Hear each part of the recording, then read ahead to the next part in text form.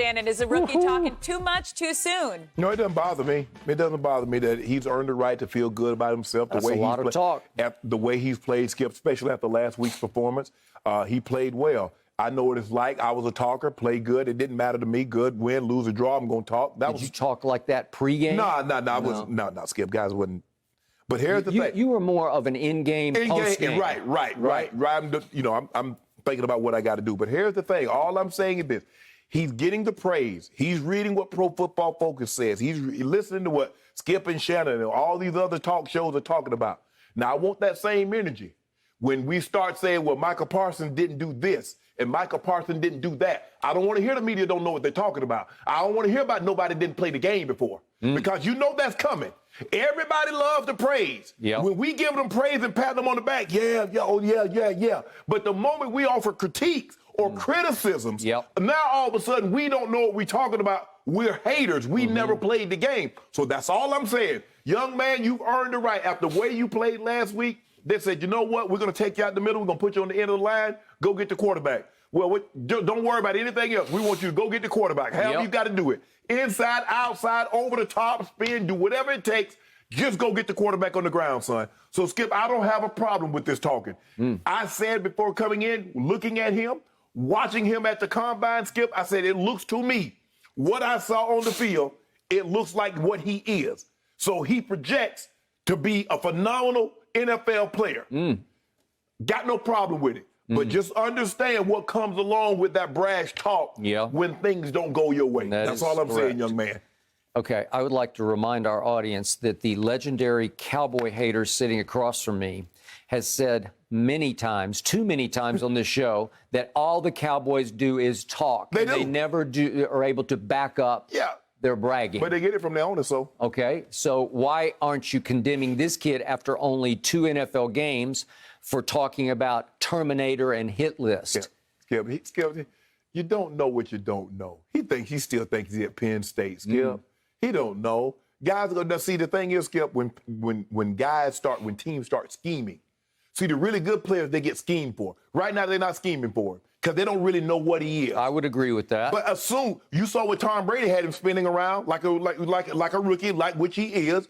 When teams start scheming, says, okay, this is the guy that we need to neutralize. We need to come up with schemes that's going to take him out of the game. But right now, Skip, he's just running around like he said, he's a wild bull. Well, when teams find out that you wild and you're willing to overreact to anything that they dangle in front of you, they will take advantage of that. What did we see in Hard Knocks practices? All of a sudden, it's whoops, he bit. And he has a back coming out of the backfield on a wheel route, and he bit on the up and the fake and go. And you then use someone's aggressiveness against him. You find somebody that's, he wants to make every play, so he's going to try to, I'm going to knock this, and now you're not catching anything. And then, whoop, whoop. And then you have to walk all the way back to the line of scrimmage with your head down. You got me. You got me. Exactly. Okay.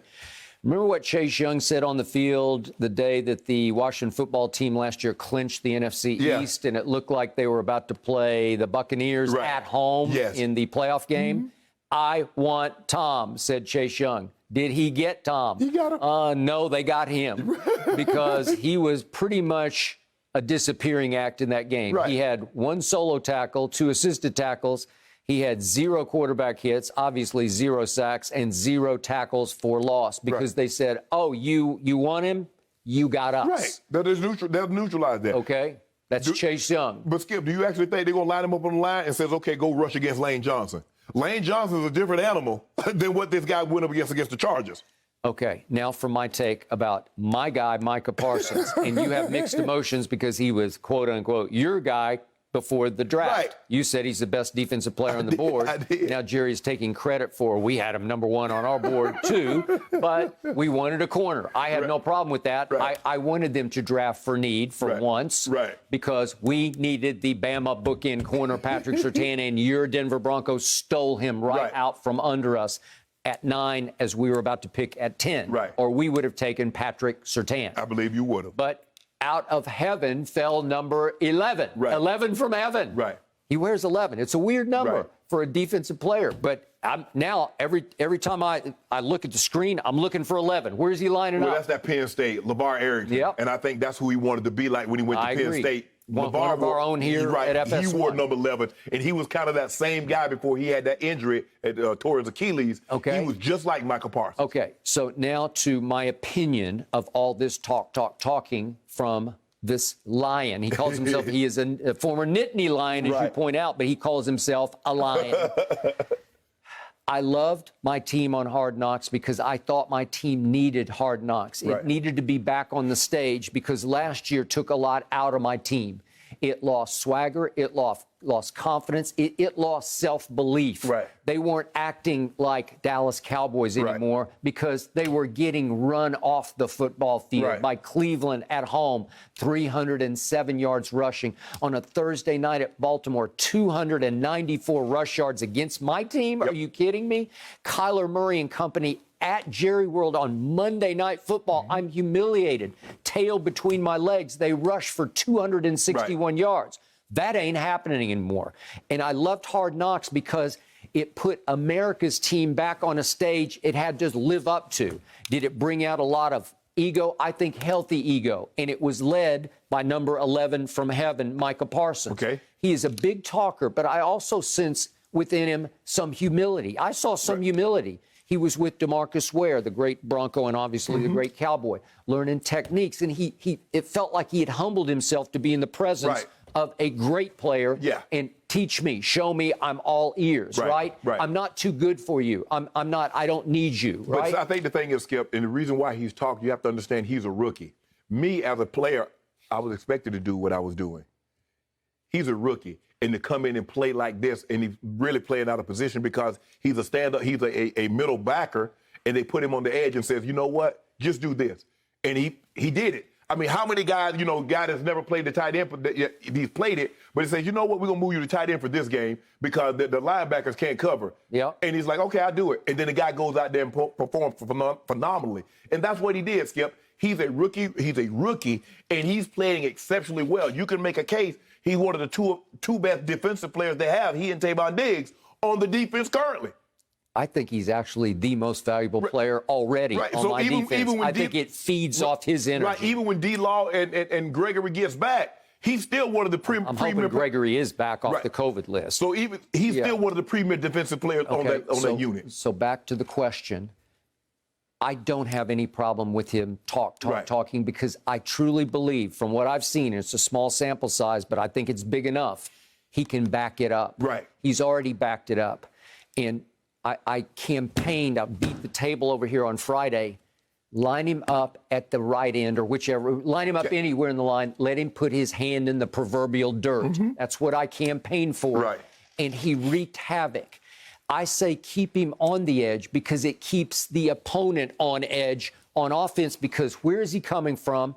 He's got some Von Miller. He's got some bend in him. He's got explosion. He's got natural strength and supernatural quickness. So it's a combination that's rare. You can't find it because the Von Millers, they're like generational.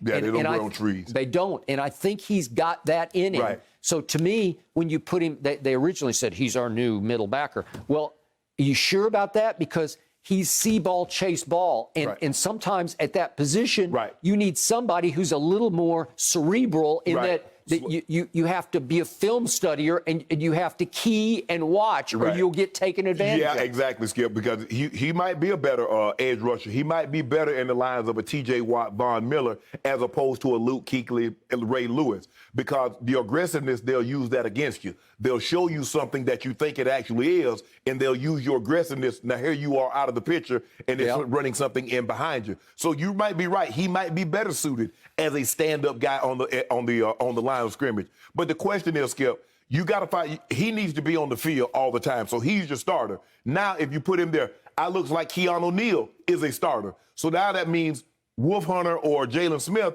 one of those guys got to go to the bench because you play a 43. Well, now you're the deepest at Micah's position. So I'm good with that because he needs a new position, which is edge rusher. Because Basham is an edge rusher too, right? Well, he can play inside also. But, yeah. I don't think he's big enough to play DT. Okay, but the point is Gregory's back, but D-Law won't be back until, I don't know, mid-year. Yeah, but I don't know, Skip. I don't know if you really want Micah Parsons dealing with Lane Johnson, because that's fine and good if it's a pass rush. But what happens when he put his hand in the dirt and he got to hold up against 300-pound Lane Johnson on the run? You know what? I hear you, and I respect Lane. We've had him on the show. I think this kid is so gifted that the great thing about sports is you can talk all you want if you can flat out do it, if you can back it up. Yeah. Like Dizzy, the great Dizzy Dean, the pitcher, the old pitcher used to say, it ain't bragging if you can do it. Right. Well, that's this kid. Right. And I think he would find a way around or through Lane Johnson at some point. Well, he might get it. He's gonna get his chance on Monday night. He will get his chance. Because guess, like we hear him talking. Guess who else hear him? The opposing team. Okay. Those old linemen. Yeah. But every once in a while, those vets go to the post-game locker room and they tell the media, you know what? He's that good, right? Yeah. Oh, he's good. He's good. There's no question about it. He's legit. But Terminator. as we go further along, you know, you've been around this game long enough. I have. Usually, you should keep it to yourself. Yeah. They gonna make sure you get your comeuppance. I agree. Thank you for watching. You can subscribe here to get the latest from the show, and be sure to check out more of the best clips from Undisputed, or go watch a few other segments from our other shows on FS1.